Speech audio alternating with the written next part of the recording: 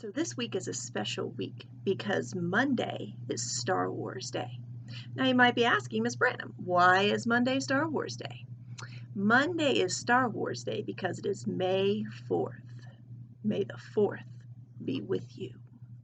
And so I thought we would celebrate by reading my favorite Star Wars story, which is Episode 4, A New Hope. It's also the first Star Wars movie that came out in 1977. That was 43 years ago. Now, this story has been adapted from the original story by Jeff Smith. When something is adapted, it means that they take the original long story and they shorten it down and try to get all the most important parts. It was also illustrated by Caleb Muir and Mickey Rose, and I'm reading it with permission from Penguin Random House. So let's begin. A New Hope. I bet you'll know some of these characters.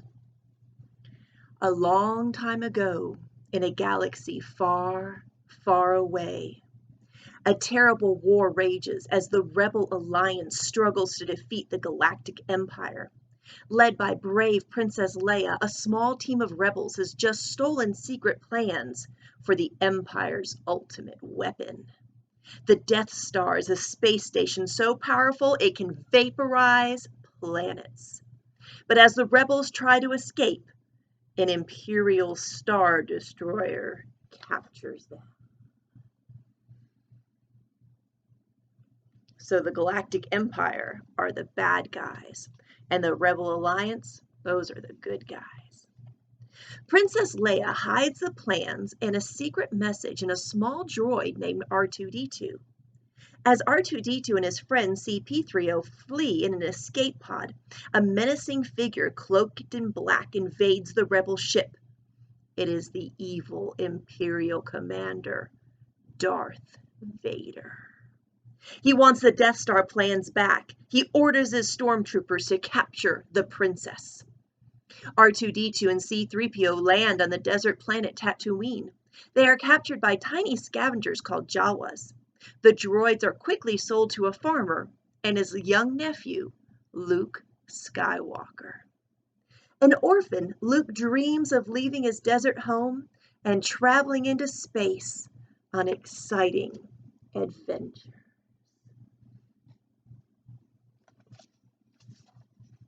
As Luke cleans R2-D2, he accidentally unlocks part of Princess Leia's message. "Help me, Obi-Wan Kenobi. You're my only hope." Luke wonders if she means the old hermit, Ben Kenobi, who lives far off in the desert. That night, R2-D2 runs away to deliver the message. At dawn, Luke and C-3PO race off in a land speeder to find R2-D2. When they finally reach the little droid, vicious sand people attack. Luckily, a mysterious cloaked man comes to the rescue. It is Ben Kenobi. In Ben's hut, R2-D2 plays Princess Leia's full message. The princess asks Obi-Wan to travel to her planet, Alderaan, and help the rebels defeat the evil Empire. Luke is amazed to learn that old Ben was once Obi-Wan Kenobi, a great Jedi Knight skilled in the ways of the Force. The Force is an energy field that gives the Jedi Knight his power. It binds the galaxy together, Obi-Wan explains. Obi-Wan then reveals that Luke's father was a Jedi Knight until Darth Vader destroyed him. Darth had been a student of Kenobi's until he turned to the dark side of the Force. Obi-Wan gives Luke a gift, his father's lightsaber, a powerful laser sword. "I want to learn the ways of the Force and become a Jedi, like my father," Luke says. Luke, Obi-Wan, and the droids go to Mos Eisley spaceport to find a spaceship to take them to Alderaan. They look for a pilot in a cantina crowded with strange and dangerous aliens. Obi-Wan hires Han Solo and his Wookiee co-pilot Chewbacca. Their ship, the Millennium Falcon, is fast enough to outrun Imperial Star Destroyers. It will be a dangerous trip, but Han needs the money to pay a debt to Jabba the Hutt, a powerful crime lord. Luke and his friends climb aboard the Millennium Falcon and blast off. Imperial TIE fighters chase them, but Han quickly engages the ship's hyperdrive. Soon the Falcon is traveling at the speed of light. The heroes race across the galaxy only to discover that Alderaan is gone, destroyed by the Death Star. Suddenly, the giant space station pulls them in with a powerful tractor beam. Trapped on the Death Star, Luke and his friends hide from the Imperial forces. Obi-Wan sets off to deactivate the tractor beam so they can escape. R2-D2 plugs into a computer and makes an incredible discovery. Princess Leia is being held prisoner on the Death Star. Disguised as stormtroopers, Luke and Han handcuff Chewbacca and pretend he is a prisoner. They enter the detention center and take the guards by surprise. Luke quickly finds Princess Leia and opens her cell. "I'm here to rescue you," Luke says, taking off his helmet. The stormtroopers corner Luke and his friends. Thinking fast, Leia grabs a blaster and blows open a garbage chute. The heroes dive in and land in a giant trash compactor filled with stinky junk and a garbage monster. Crunch! The walls begin to close in, getting closer and closer. Things look grim. Luke uses his communicator to contact CPO and R2-D2.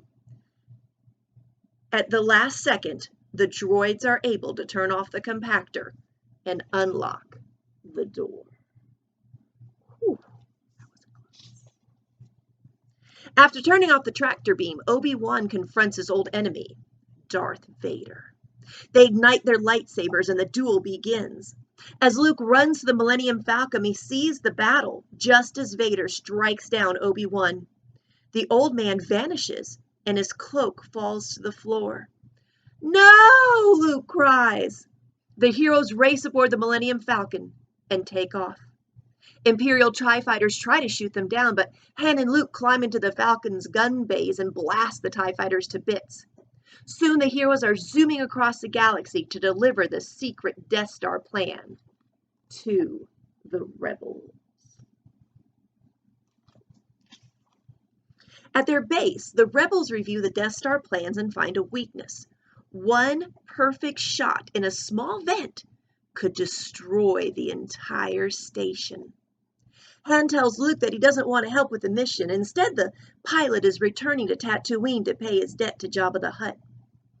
X-Wings attack the Death Star as it approaches and prepares to destroy the rebel base.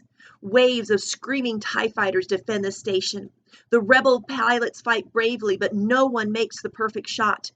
Finally, it's Luke's turn. He flies his X-Wing down a narrow trench towards the vent. Suddenly, Darth Vader appears in a TIE.